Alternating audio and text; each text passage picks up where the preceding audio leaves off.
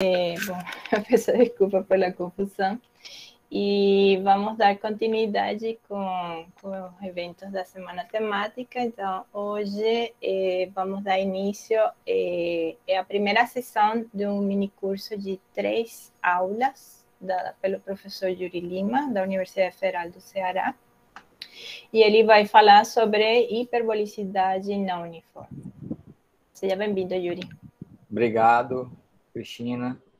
Eu preferiria estar presencialmente, né, podendo conhecer o departamento de matemática da UFBA. Essa promessa ainda está feita, eu estou lembrando dela. Assim que for possível, eu irei aí visitá-los. Mas, enquanto isso, nós continuamos aqui no modo online. E, como a Cristina disse, eu vou lecionar um mini curso de 3 horas. Serão 3 palestras de 1 hora, em que eu vou discutir um pouco sobre hiperbolicidade não uniforme, certo? Opa, eu quero usar, na verdade, esse carinha aqui, que some depois de um tempo. Pronto, beleza. Então, eu sei que talvez aqui na audiência nós tenhamos, de fato eu vejo pelos nomes, que a gente tem uma audiência muito variada, formada por alunos de pós-graduação e também de pesquisadores de renome. Eu peço desculpa às pessoas que já souberem mais ou menos sobre as coisas que eu vou falar, mas, ao mesmo tempo, é interessante porque essa noção de hiperbolicidade não uniforme, que a gente tende a conhecer como teoria de Pesin, ela foi, de certo modo, quantificada de uma maneira um pouco diferente nos últimos anos pelo Omri Sarig, e essa maneira diferente de quantificar, ela proporcionou que ele e outros coautores pudessem fazer a construção de partições de Markov em diferentes contextos, certo? Adicionalmente, bem, em diferentes contextos não uniformemente hiperbólicos, mas não apenas isso. Os métodos, eles se mostraram bem maleáveis também para poderem ser aplicados a modelos que são uniformemente hiperbólicos, mas que possuem certas descontinuidades, tanto do mapa quanto da derivada. Então, esse é um ponto positivo que eu vou tentar focar nos métodos de hiperbolicidade não uniforme, mas que também se aplicam a modelos uniformemente hiperbólicos que possuem singularidades, certo? Alguns pré-requisitos que eu vou demandar são pré-requisitos, espero que sejam básicos, que é justamente a noção de expoente de Lyapunov e uma noção básica do que são os sistemas uniformemente hiperbólicos, tá bom? Então, vamos lá. Os objetivos para esse mini curso são justamente para essa classe de sistemas, que são os não uniformemente hiperbólicos e, adicionalmente, que também se aplica aos uniformemente hiperbólicos com singularidades, identificar como a gente consegue medir essa hiperbolicidade não uniforme, então tornar essa medida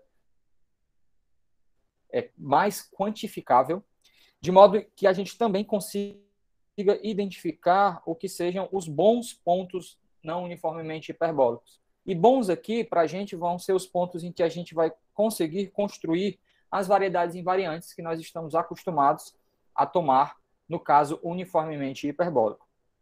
Então, como vocês estão vendo, eu peço desculpas, assim como a Catherine pediu, porque os meus slides eles estão em inglês, tá? Quem assistiu o meu mini curso no ICTP vai ver que há semelhanças dessas notas com as notas do ICTP.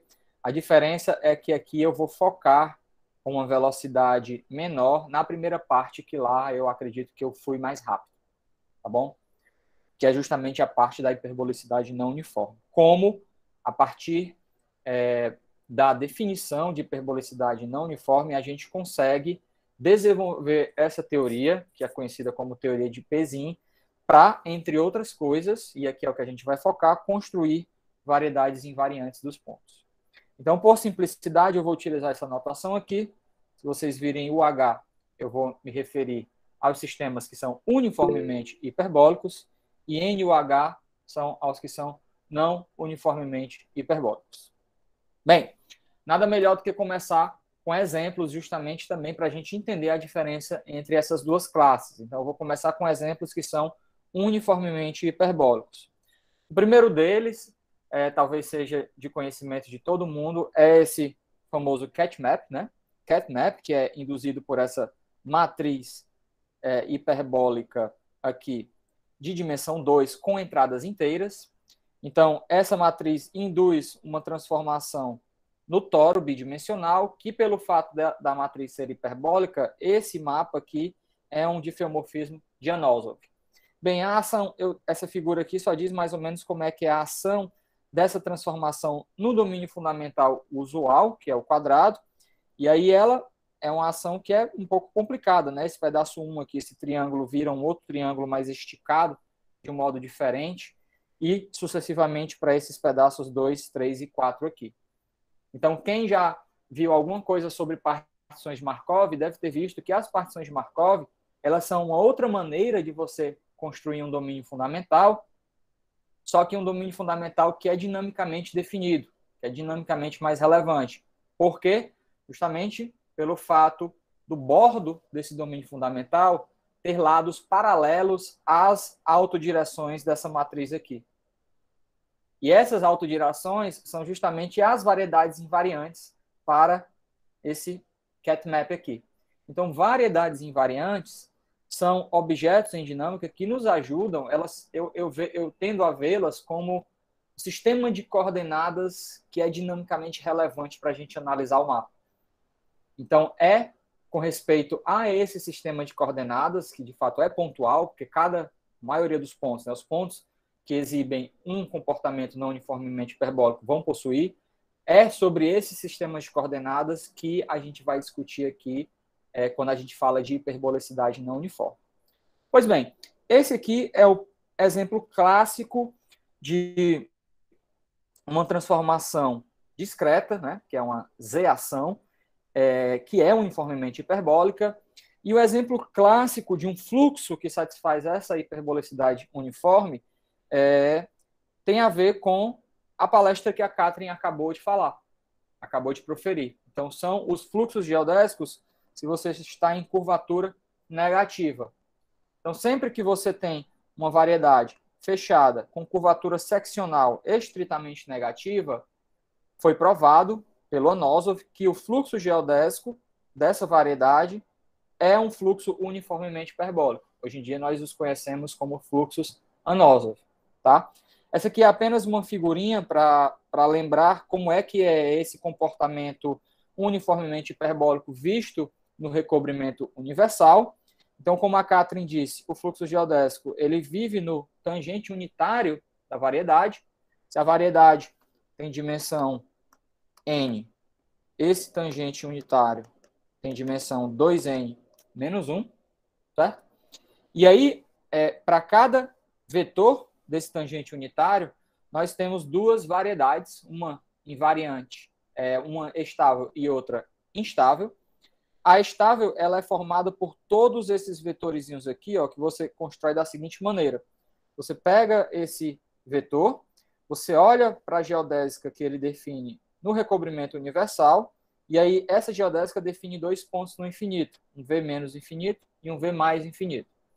Então, tangente a esses dois pontos, nós podemos traçar duas, o que são chamadas de oroesferas, uma que é tangente em V infinito e contém o ponto base de V, e a outra que é tangente em V menos infinito e contém também um ponto base de V. E aí, essa primeira aqui, ela vai definir a variedade estável. Quem vai ser a variedade estável desse vetor? Vai ser justamente o conjunto de todos os vetores perpendiculares a essa oroesfera que estão apontando para dentro. Vetores unitários, porque a gente está no tangente unitário. E a variedade instável, de modo semelhante, ela vai ser, se você utilizar a simetria que você tem entre a variedade estável para G para frente e a variedade instável para trás, vai ser justamente o conjunto de todos os vetores perpendiculares a essa outra oroesfera aqui, só que apontam para fora, certo? Então, esses vetorzinhos aqui são todos os vetores que, quando você olha para frente, você itera para frente, eles todos vão morrer com a mesma parametrização nesse V infinito. E esses aqui são todos os que vão morrer quando você itera para trás, com a mesma parametrização para esse mesmo ponto no infinito aqui. Enfim, isso aqui está nos dizendo que realmente nós temos uma estrutura uniformemente hiperbólica para esses fluxos, e esses são os exemplos clássicos de fluxos uniformemente hiperbólicos. Bem, o que a gente quer lidar não são com sistemas uniformemente hiperbólicos, a gente quer falar dos não uniformemente hiperbólicos, então quais seriam os exemplos básicos desses modelos não uniformemente hiperbólicos? Em dimensão 2, o exemplo básico de uma transformação que ela é não uniformemente hiperbólico é bem simples. É simplesmente você tomar um difeomorfismo que tenha uma entropia topológica positiva. Então, você sabe, pela desigualdade de Ruehl, que também foi mencionada pela Catherine na palestra anterior, que a entropia de uma medida é menor ou igual que a soma dos expoentes de Lyapunov positivos. Isso se a medida for ergódica.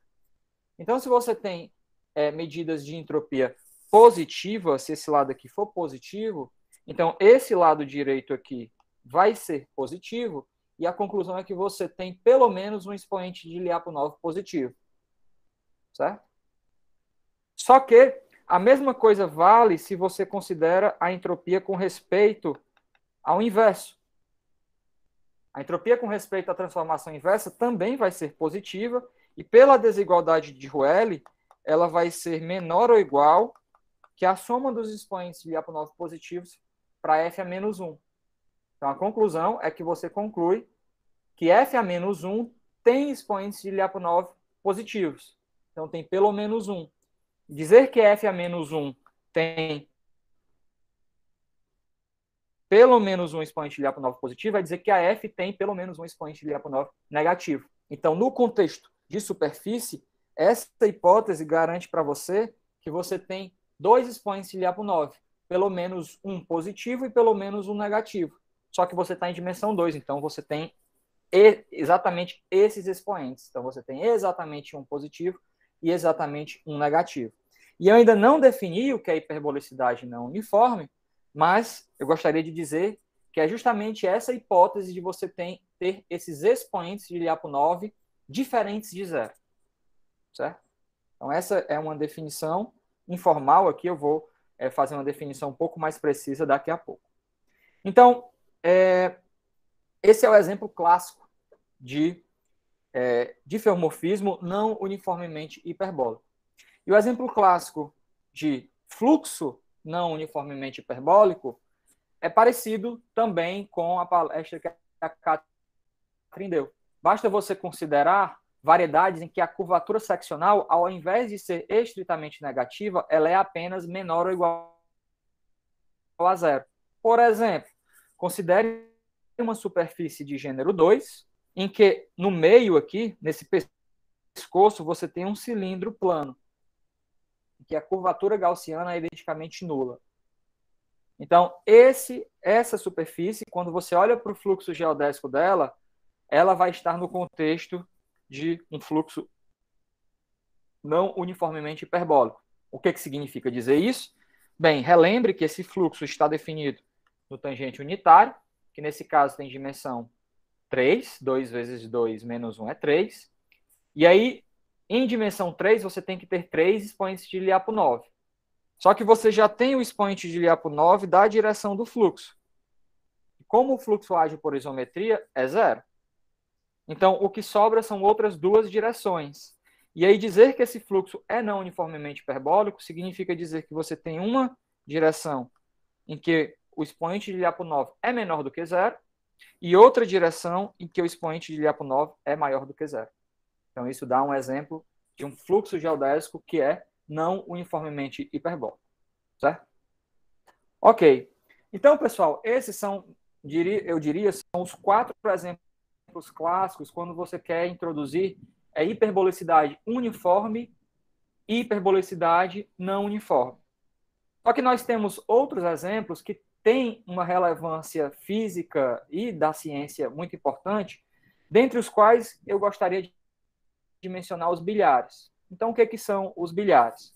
Os bilhares são sistemas dinâmicos obtidos justamente por jogar bilhar, como a gente entende.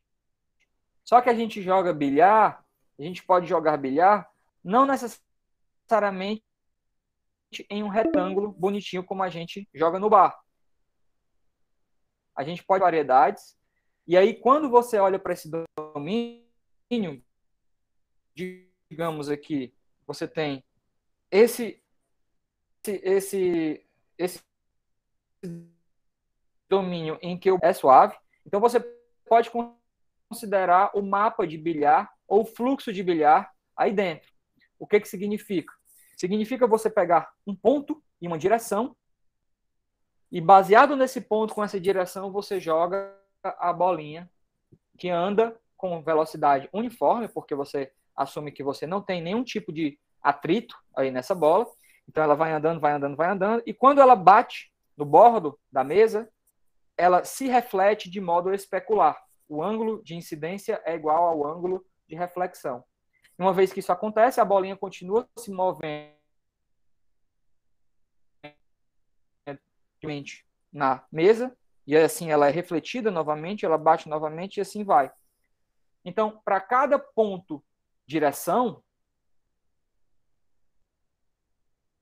que isso de fato é o que define para a gente o espaço de fase do mapa de bilhar, nós temos uma trajetória. Nós temos para cada x, que é um par ponto vetor, nós temos um f de x, que é um novo par ponto vetor, e isso define o mapa de bilhar.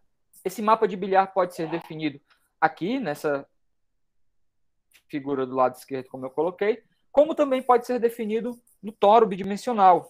Então, esse lado direito aqui, essa parte pontilhada, ela significa que nós temos um toro bidimensional, então esse lado é identificado com esse, e esse é identificado com esse.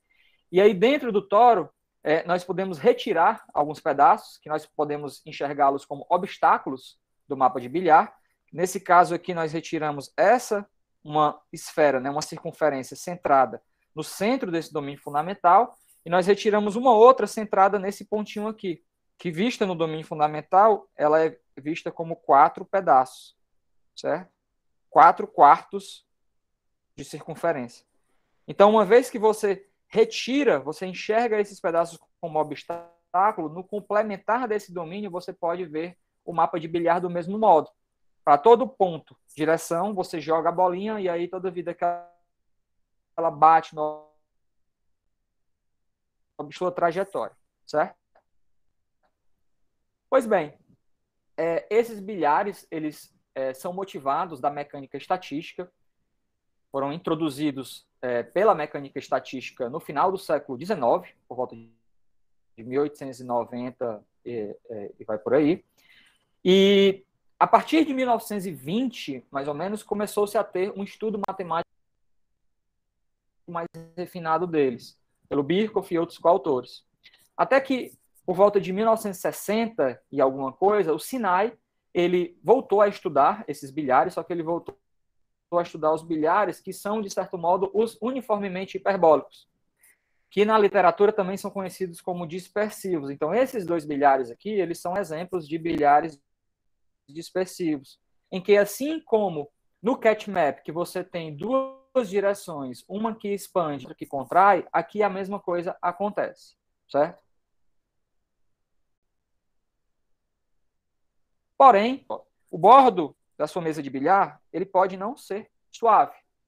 Então, por exemplo, nesses 4 vértices aqui, a curvatura não é contínua. Então, a presença dessas descontinuidades, ela introduz para esse mapa de bilhar descontinuidades. Então, esses mapas, eles são espécies de mapas uniformemente hiperbólicos, mas eles não podem ser chamados de mapas Anosov, justamente pelo fato deles possuírem esse conjunto de descontinuidades. Certo? Existe ainda uma outra dificuldade relacionada com os bilhares, que são as órbitas rasantes. Então, se você pega um ponto aqui, por exemplo, e uma direção aqui, pode acontecer dessa direção ser tangente a um dos lados da mesa.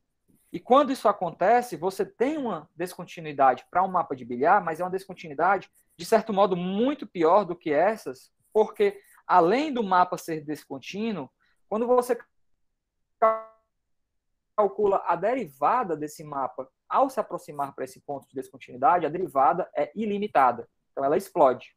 Então, esses mapas de bilhares, eles são espécies de mapas, são quase anosov, no sentido de que você tem essas direções invariantes, mas você tem essa dificuldade adicional, que é a presença de descontinuidades ou singularidades, né, como nós também chamamos, em que ou o mapa é descontínuo, ou a derivada explode por infinito, ou as duas coisas, certo? Então, o Sinai identificou isso no final da década de 60, e ele desenvolveu vários métodos que permitem justamente entender também esses mapas.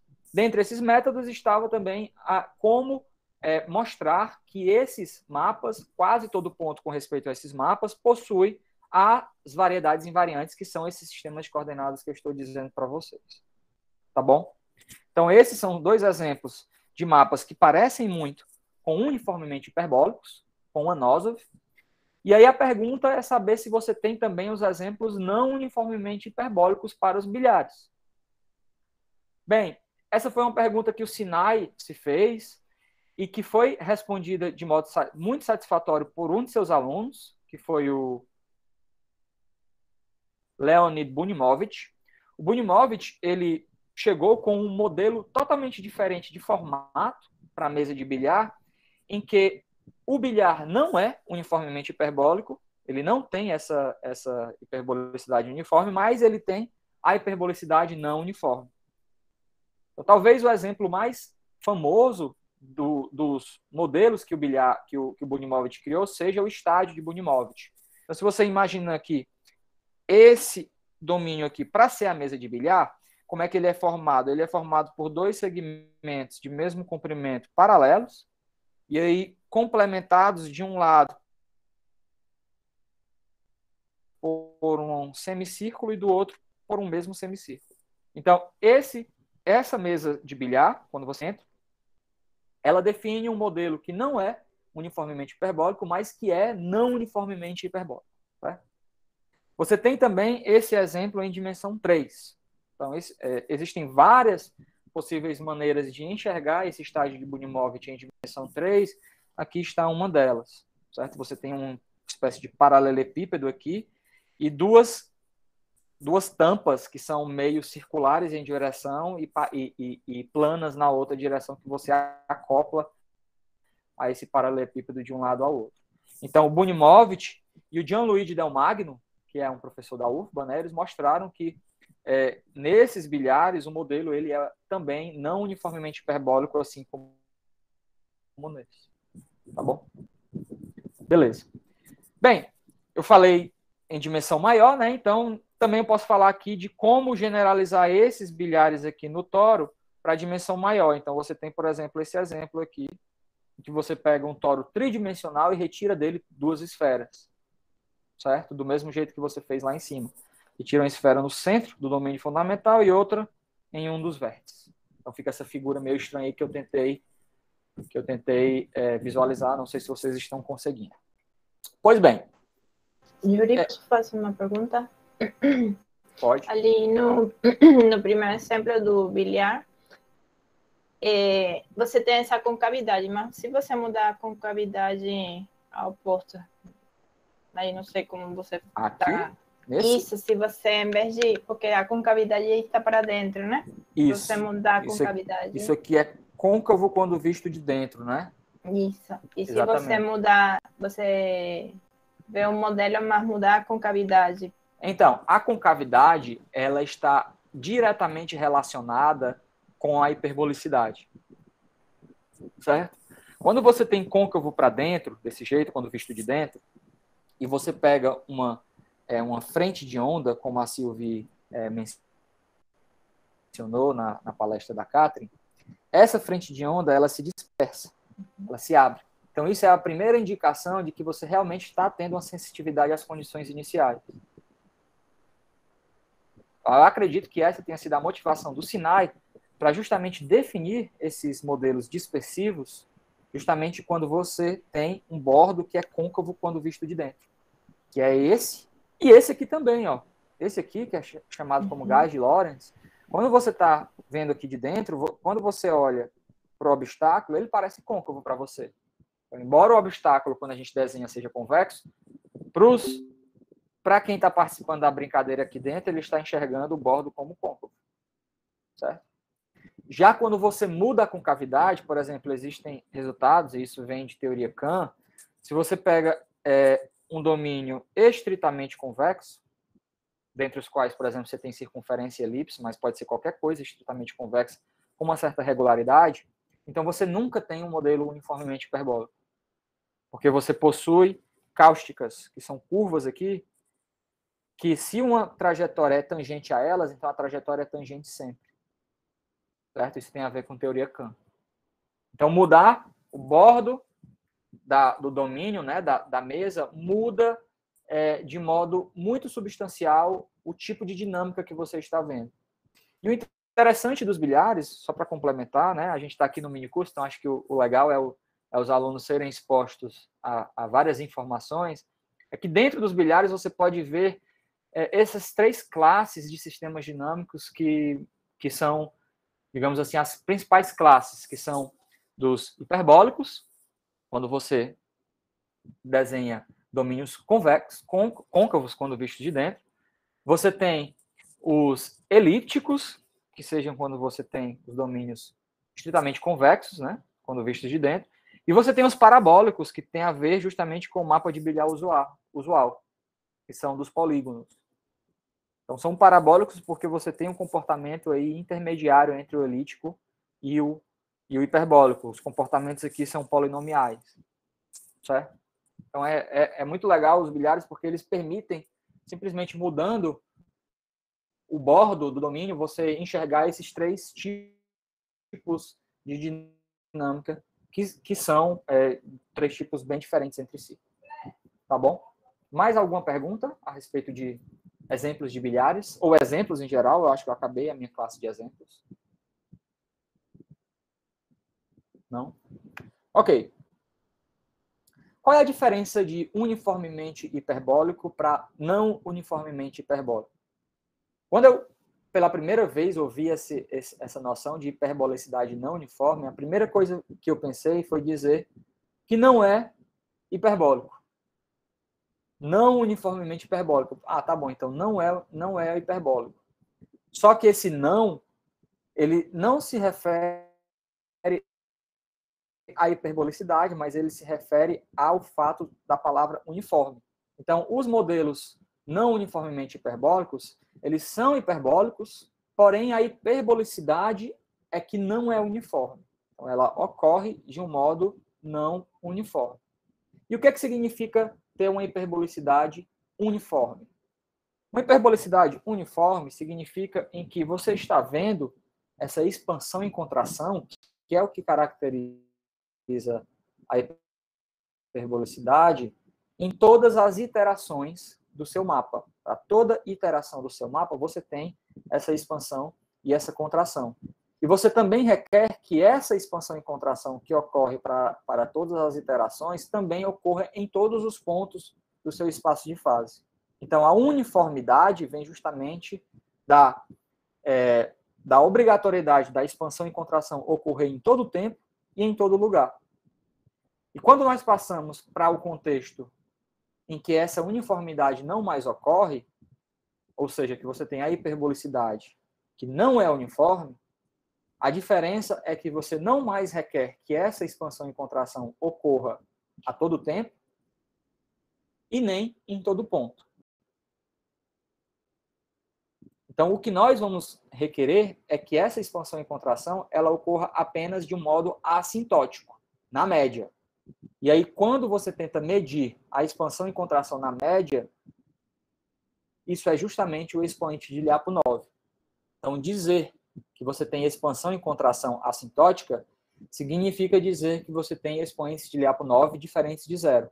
Alguns são menores do que zero, esses são os que você está vendo contração assintótica, outros são os expoentes positivos, são os em que você está vendo uma expansão assintótica. Tá? Então, a noção de hiperbolicidade não uniforme, ela vem justamente desse relaxamento, dessa noção forte de hiperbolicidade uniforme, com respeito a uma hiperbolicidade apenas assintótica e apenas para quase todo ponto. E já que ela é mais geral, a gente espera que ela apareça em muito mais exemplos. Isso é de fato verdade. Ela é muito mais presente, não apenas em exemplos do ponto de vista da teoria matemática pura, como também do ponto de vista de outras áreas de conhecimento. Por exemplo, você pode ver a hiperbolicidade não uniforme se manifestando em modelos dinâmicos, em meteorologia, em física e vai por aí, tá bom? Bem, mas para falar sobre como criar esses sistemas de coordenadas de variedades invariantes para os sistemas não uniformemente hiperbólicos, eu vou primeiro falar de como fazer isso para os uniformemente hiperbólicos, porque a nossa ideia é justamente fazer um paralelo e tentar implementar as mesmas ideias que nós vamos desenvolver para os modelos uniformemente hiperbólicos, e aí sempre que nós encontrarmos um problema, nós vamos parar e ver de que modo a gente tem que adaptar esses não uniformemente hiperbólicos. Então, os modelos uniformemente hiperbólicos, quem fez um curso de dinâmica hiperbólica deve ter visto. Eu, por simplicidade de exposição, eu vou focar, mais uma vez, aqui em dimensão baixa. Então, eu vou considerar uma superfície, certo? Do ponto de vista geométrico, ela é compacta, sem bordo, então ela é fechada. Ela é sem infinito. E aí, dentro dela, eu vou considerar uma dinâmica. Então, quem fez dinâmica hiperbólica, em geral, assume apenas que esse mapa F aqui é C1. Eu vou assumir mais. Eu vou assumir que ele é C1 mais beta. Então, eu vou assumir que ele é C1 e que a sua derivada é beta holder. Tá? E aí vou dizer que ele é Anosov. O que significa dizer que esse diffeomorfismo é Anosov? Significa dizer justamente que ele é uniformemente hiperbólico em todo o espaço de fase. Então, o seu fibrado tangente se decompõe em dois subfibrados, tá? Unidimensionais, ou seja, cada um deles é gerado por apenas um vetor, em que nessa direção aqui você está vendo uma contração uniforme quando você itera para frente, e uma expansão uniforme quando você itera para trás, e nesse aqui, no EU, você está vendo o oposto, você está vendo uma expansão uniforme quando itera para trás, e uma expansão uniforme quando itera para frente, e uma contração uniforme quando itera para trás. Certo? Então, o ES é para F, o que o EU é para a inversa. Mais ou menos isso. Tá bom? E bem, se nós temos uma variedade, nós temos um produto interno definido nela, em todo ponto. Então, nós vamos tomar esses vetores que estão definindo aqui, estão gerando esses fibrados, esses subfibrados, nós podemos tomá-los unitários. Certo? Então, qual é o primeiro passo que, em geral, em dinâmica hiperbólica, se vê para analisar melhor esses sistemas uniformemente hiperbólicos? Bem, deixa eu só relembrar que a definição ela assume que df, ao longo desse vetor tangente estável, isso aqui é menor ou igual que c vezes lambda elevado a n, dfn, para todo n maior ou igual que zero, e dfn EU é maior, eu posso botar para os negativos, né? df menos n, U é menor ou igual que c vezes lambda elevado a n, também para todo n maior ou igual que zero. Onde esse n, ou esse c, é positivo e esse lambda está entre 0 e 1. Então, essa é a noção de expansão e contração que eu quero dizer. E um dos primeiros passos que a gente faz em dinâmica hiperbólica é tentar se livrar desse c aqui. É uma constante que fica sendo carregada. O fato desse c estar presente aqui, em geral, proíbe a gente dizer que a primeira iteração do mapa já é uma contração na direção estável. Pode acontecer do c vezes lambda ser maior do que 1. Isso, então, diz que o vetor ES não contrai de tamanho após uma iteração. Certamente ele contrai de tamanho após uma quantidade de iterações, porque se o lambda é menor do que 1, C lambda a n vai ser menor do que 1 para n grande. Mas nós em dinâmica gostamos das coisas contraindo e expandindo a partir do primeiro iterado, então o primeiro passo é justamente tentar mudar esse produto interno para um outro produto interno em que a gente se livra desse C, que a gente pode assumir que esse C seja igual a 1, por exemplo. Então, essa é a noção de produto interno de Lyapunov, Lyapunov Inner Product, tá? Que eu vou definir para vocês já devem ter visto essa definição no curso de dinâmica hiperbólica, mas talvez de outro modo.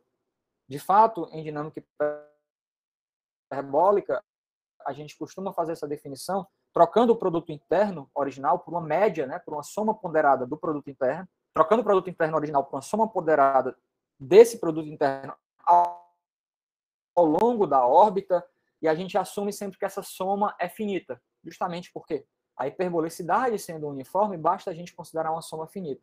Mas, por razões de analogia com o que eu vou fazer depois, eu vou definir o produto interno de Lyapunov como uma soma infinita. Então, o que a gente faz? A gente redefine o produto interno para vetores na direção estável e na direção instável, e a gente assume que a direção estável e a instável, nesse novo produto interno, são perpendiculares. Então, a primeira coisa, né, ou sei lá, a terceira coisa, é que para vetores, um cara no ES e outro no EU, o produto interno deles é zero. Eu estou impondo que esses dois subfibrados agora sejam perpendiculares. E como é que eu meço o produto interno dentro de cada um dos subfibrados? Bem, dentro do subfibrado estável, eu olho para uma soma ponderada ao longo da trajetória para frente, que é o que eu sei que está contraindo. Então, esses carinhas aqui, se eu tomar o N grande, esses caras aqui, se eu, por exemplo, pegasse o V1 igual ao V2, eles seriam cada vez menores. Como é que eu vou tomar uma soma ponderada nisso? Bem, o peso que eu vou colocar é uma constante de hiperbolicidade elevado a um número bem negativo, fator menos 2n. Onde essa constante aqui, ó, é uma constante um pouco mais fraca do que a constante de expansão e contração que nós costumamos ter. Então, por exemplo, se você tinha uma contração dFn ESX menor ou igual que C vezes, sei lá, eta elevado a n, esse lambda que eu vou tomar ele entre 1, ainda menor do que 1, mas um pouco maior do que eta, certo? Um pouco mais fraco. E por isso está dizendo que esse cara está indo para zero mais rápido do que esse cara. Então, consequentemente, essa soma aqui ela é controlada por uma soma exponencial. Então, você pode definir esse novo produto interno desse jeito. E do mesmo modo, você faz para dois vetores na direção instável. Só que agora você tem que relembrar que a direção instável ela contrai para trás. Então, esses produtos internos aqui vão ser iterações para trás, certo? Pois bem, é perfeito essa definição, porque, de fato, quando você vai calcular normas nessa nova definição, então deixa eu ser até mais preciso,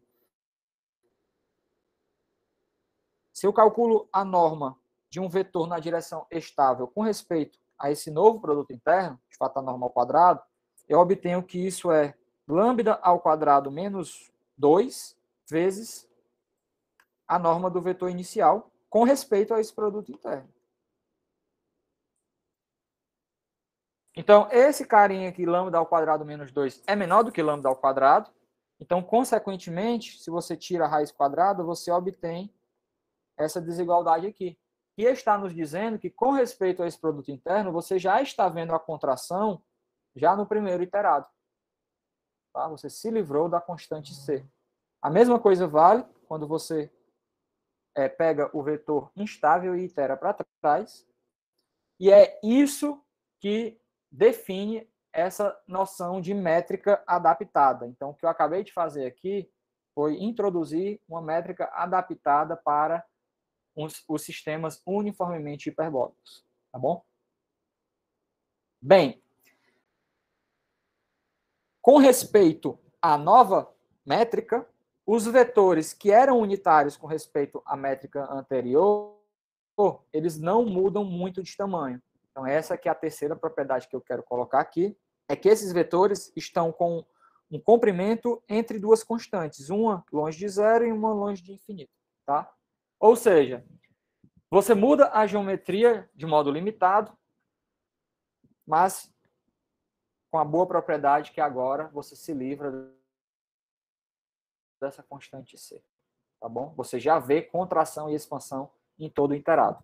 Pessoal, essa ideia, para quem já fez um curso de EDO, ela de fato aparece no curso de EDO quando você estuda a existência e unicidade de soluções para as EDOs. Então, você tem o método lá de Picard, né, que é aquele método de olhar para pontos fixos, mas quando você tenta entender, uma das maneiras que você tem é de trocar a noção de distância que você tem num certo espaço métrico por uma nova distância que vai ser uma distância adaptada, em que essa contração que você, no teorema clássico, só é uma contração para uma grande potência, ela passa a ser uma contração já para o primeiro iterado. Então, essa noção de métrica adaptada, ela é vista já no curso de EDO, certo? Beleza. De que modo ela nos ajuda? Bem, a primeira coisa que ela nos ajuda é justamente para quantificar. Deixa eu aumentar isso aqui assim, para vocês não ficarem vendo as cenas dos próximos capítulos. Para quantificar a hiperbolicidade uniforme também. Por quê?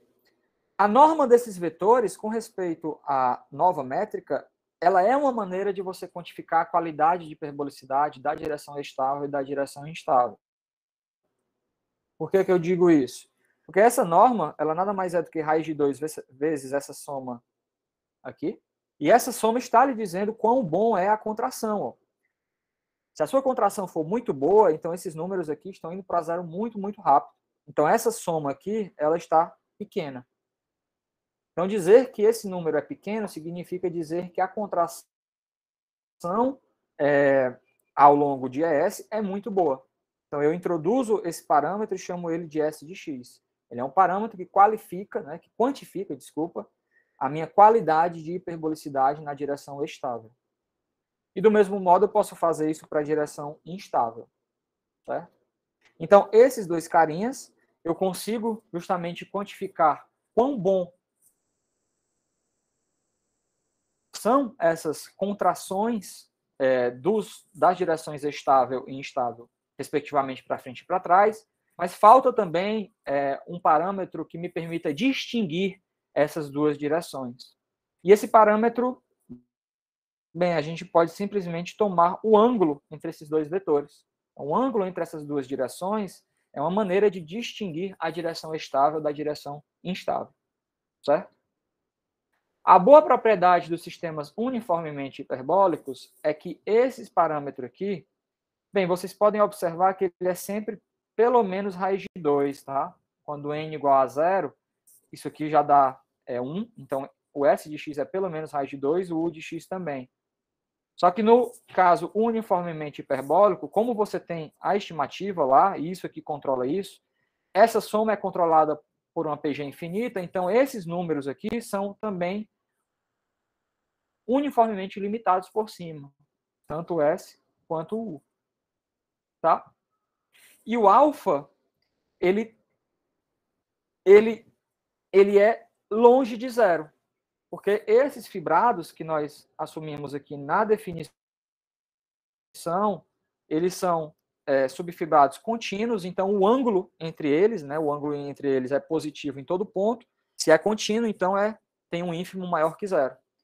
Então isso está dizendo que esses quantificadores da hiperbolicidade, eles são muito bem comportados nesse caso uniformemente hiperbólico, tá?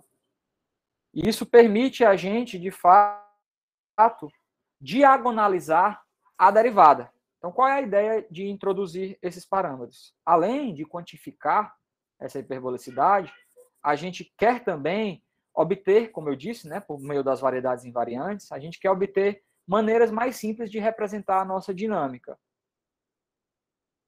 A maneira mais, para representar a dinâmica de uma maneira mais simples, o que a gente primeiro faz é representar a dinâmica da derivada de um modo mais simples. Porque é sobre a derivada que reside a hipótese de hiperbolicidade uniforme. Então, o método aqui é, tá, hiperbolicidade uniforme diz algo sobre a derivada. Então, primeiro vou tentar representar a derivada de um modo mais simples, e se eu conseguir isso de modo satisfatório, aí eu vou passar a tentar representar o meu mapa F, que é usualmente não linear, de um modo mais simples. Mas o primeiro passo é tentar representar a derivada. Como é que a gente faz isso? Bem, a gente faz uma mudança de coordenadas pontual. Então, para cada x, eu vou introduzir uma matriz, uma transformação linear, que vem de R2 e cai no espaço tangente do x, que vai tentar justamente diagonalizar a derivada. Tá? A derivada, originalmente, ela não é diagonalizável, até porque ela está definida em dois espaços tangentes que não são iguais. Um é sobre o ponto x, outro é sobre o ponto f de x. Então, dizer que eu quero diagonalizar, eu, de certo modo, tenho que tomar aqui um domínio universal para poder aí considerar uma composição de mapas e ver se essa composição vai ser um mapa linear diagonal. Como é que a gente faz isso? Bem, existem várias maneiras. Aqui está uma delas, que nós usamos justamente as direções invariantes com os parâmetros de quantificação da hiperbolicidade. Tome essa transformação levando o vetor unitário, a base canônica, né, de R2, 1, 0 e 0, 1, na base que gera ES e EU. Só que com esses pesos, você divide por S, o ES, divide por U no EU. Certo? Isso aqui está lhe dizendo que se você tem uma contração muito, muito, muito boa, então esse S é pequeno, e aí você está levando esse vetor unitário em um vetor grande. Por outro lado, se você tem uma contração muito, muito ruim, então esse S vai ser grande, e você está levando esse vetor unitário em um vetor muito pequeno. Então, isso está dizendo que se você tem uma contração ruim, então você tem que dar um zoom para poder ver uma hiperbolicidade de modo melhor. Então, essa é a ideia desse parâmetro S de x aqui no denominador. E a mesma coisa vale para o parâmetro U de x aqui. E aí, uma vez que você faz isso e usa a invariância do ES e do EU ao longo da dinâmica, você pode provar, e isso é bem simples, pessoal, eu deixo como exercício. E quem não conseguir provar, pode dar uma olhada em um artigo survey que foi publicado no Ergodic Theory Dynamical Systems. Eu posso, no começo da aula amanhã, dar a informação desse artigo para vocês olharem. Mas, enfim, quando você representa a derivada nesse novo sistema de coordenadas, o que significa? Significa compor o C de x, e aí você vai para o espaço tangente de x, depois você aplica a derivada, e aí vai para o espaço tangente de f de x, e aí você compõe com o inverso de C de f de x. Então, essa composição aqui dá um mapa de R2 em R2, certo? Ela vai ser uma matriz hiperbólica. Então, ela vai ser, de fato, não apenas hiperbólica, ela vai ser uma matriz diagonal hiperbólica. Então, esses dois carinhas aqui são 0. Esse carinha aqui é menor do que 1, de fato, ele é menor do que lambda em valor absoluto. E esse outro aqui, o inverso dele, também é menor do que lambda. Então, isso está dizendo que, com respeito a esse sistema de coordenadas introduzido por essas matrizes C, a derivada ela pode ser vista em um mesmo domínio e contradomínio, e com respeito a esse mesmo domínio e contradomínio, ela é uma matriz diagonal hiperbólica. Certo? Por que isso é bom? Porque a gente sabe a dinâmica dessas matrizes diagonais hiperbólicas de modo muito fácil. Um quadrado aqui, quando a gente itera, ele vai se estender verticalmente, vai se contrair horizontalmente, e essa propriedade vai valer tanto para frente quanto para trás. Então, utilizando essa propriedade, a gente pode agora passar para introduzir um sistema de coordenadas para F, que é o nosso objetivo. Eu só gostaria de pontuar que a maneira que nós introduzimos esse novo sistema de coordenadas, ela é uma maneira, mais uma vez, em que a geometria ela é alterada de modo limitado.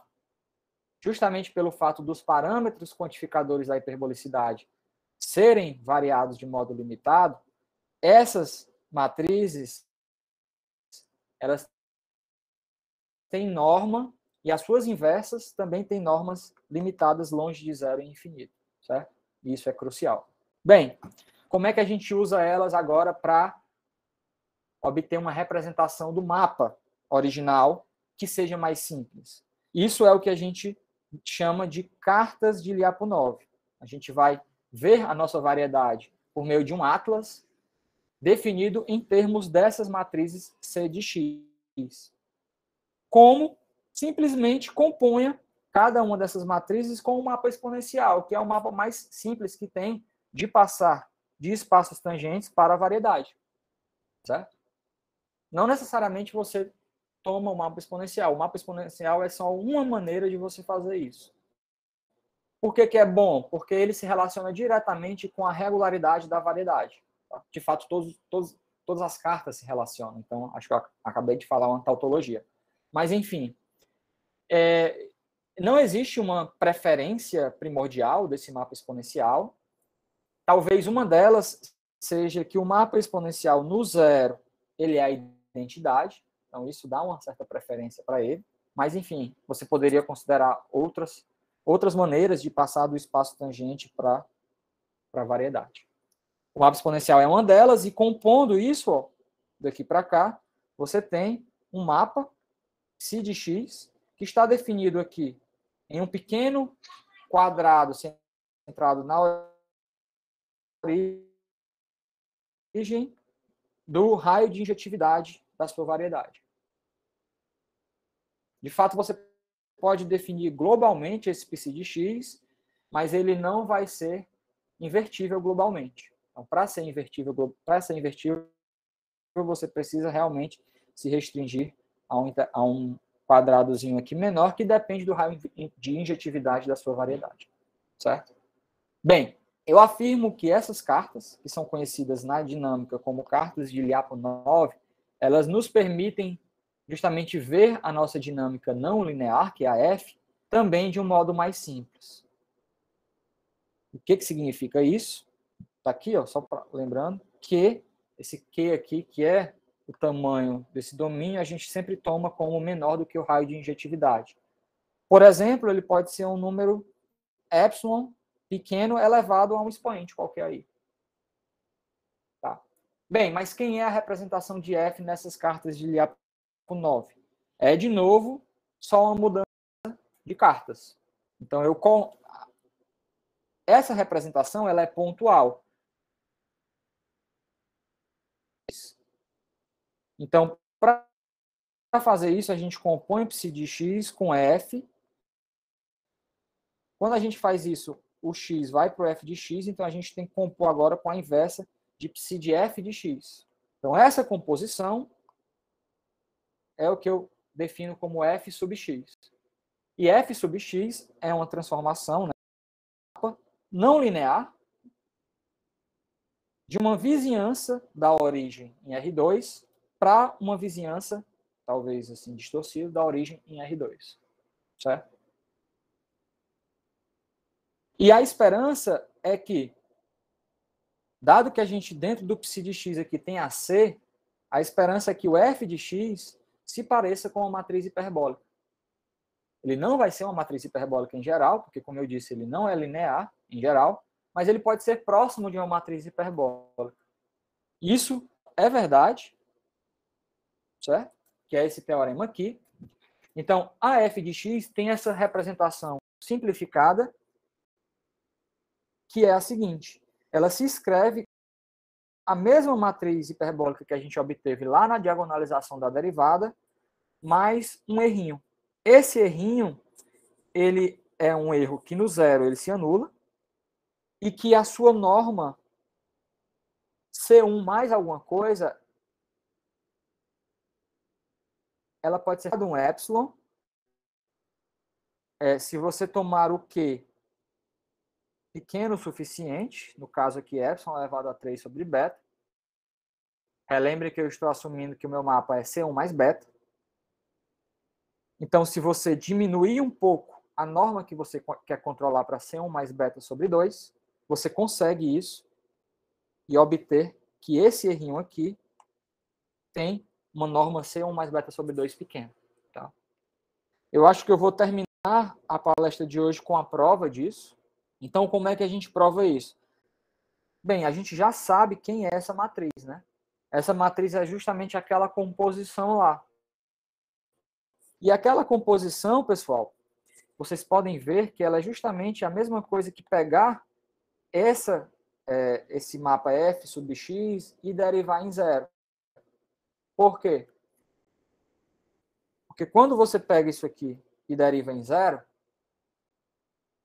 justamente você vai ter esses psi de x. Quem são os psi de x? São esses carinhas aqui. A derivada deles é a derivada da exponencial composto com os próprios c's. A derivada da exponencial no zero é a identidade.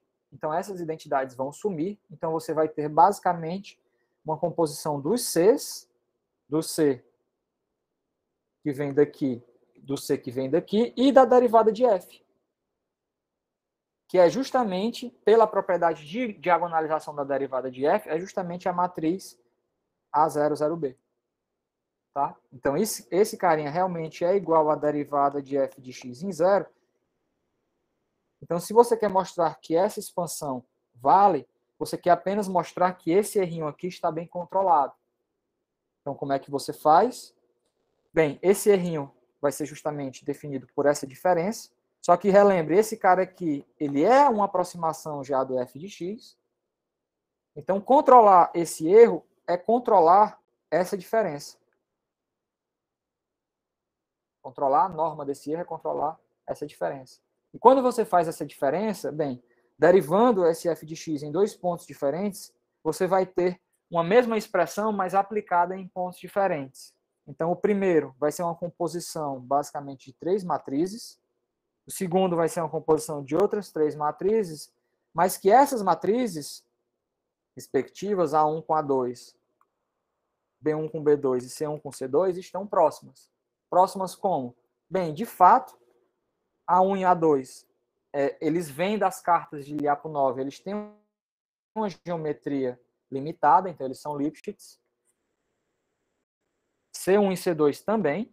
E o B1 e o B2, eles vêm justamente da parte da composição que é a derivada de F.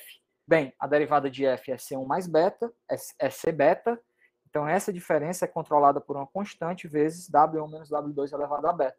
E aí, para se livrar dessas constantes, né, dessa e das constantes de Lipschitz que aparece aqui, e obter realmente uma norma pequena, basta então que você aplique um truque, que é muito utilizado em análise, que é dividir esse expoente aqui em beta sobre 2 e beta sobre 2. E o expoente beta sobre 2 vai matar todas as constantes que você eventualmente tenha. Então, se você separa isso aí, beta sobre 2 e beta sobre 2, quando o Q, o epsilon, é muito pequeno, né? De fato, você vai ficar assim. Um dos beta sobre 2, W1 e W2 são pequenos, então a norma deles, a norma de W1,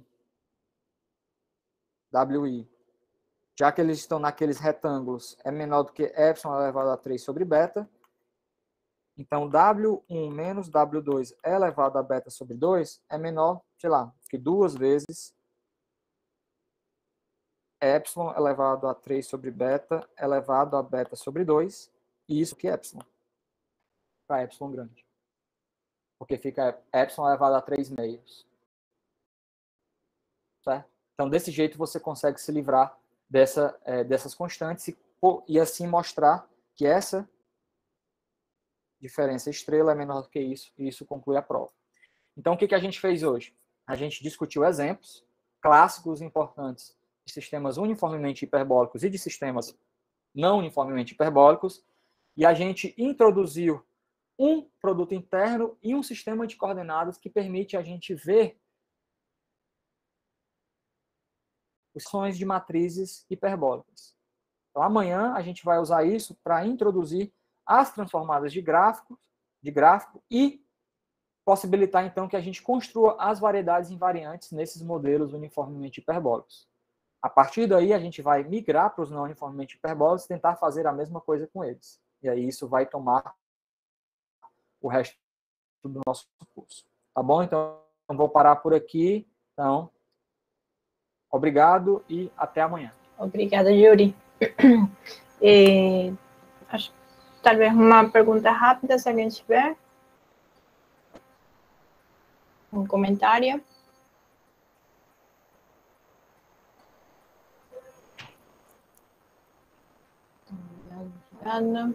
Então, pessoal, amanhã seria a segunda sessão desse mini curso. Então, aí é bom revisar isso para amanhã conseguir fazer as perguntas para o Yuri. Então, muito obrigada, Yuri. Obrigada a todos. Então, a gente se despide por agora e voltamos 15 horas com o mini curso do Arlane.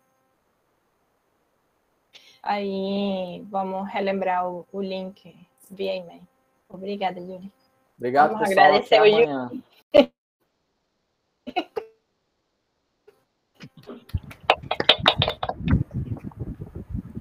Até mais tarde, já.